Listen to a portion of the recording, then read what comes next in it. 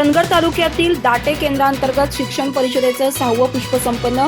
शाळा पूर्वतयारीबाबत शिक्षण परिषदेमध्ये झाले विचारमंथन. उल्लेखनीय काम करणाऱ्या शिक्षकांचा करण्यात आला सत्कार. चंदगड तालुक्यातील दाटे केंद्रांतर्गत शिक्षण परिषदेचं 6वं पुष्प गुंफण्यात आलं. आगामी सन 2024-25 या शैक्षणिक वर्षासाठी शाळापूर्व तयारी कशी करावी याबाबत शिक्षण परिषदेमध्ये विचारविनिमय करण्यात आला. कार्यक्रमाच्या अध्यक्षस्थानी प्रकाश पाटील होते. सुरुवातीला उपस्थित मान्यवरांच्या हस्ते क्रांतीज्योती सावित्रीबाई फुले आणि डॉक्टर बाबासाहेब आंबेडकर यांच्या प्रतिमेचं पूजन करण्यात आलं. आगामी सन 2024-25 करता शाळापूर्व तयारी याबाबत मराठी विद्या मंदिर तांबुळवाडीचे अध्यापक डी.बी. पाटील यांनी मार्गदर्शन केलं.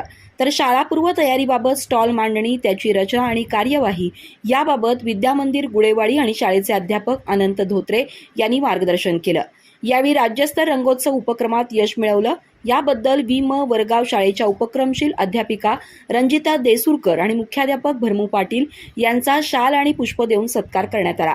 प्रज्ञाशोध परीक्षेतील यशाबद्दल वि.म. बेळेभाट शाळेच्या उपक्रमशील अध्यापिका वर्षा बलांडे, वि.म. नरेवाडी शाळेचे विजय चाळूचे आणि वि.म. गुडेवाडी शाळेतील अनंत धोत्रे, सुनीता साळुंखे यांचा सत्कार करण्यात आला.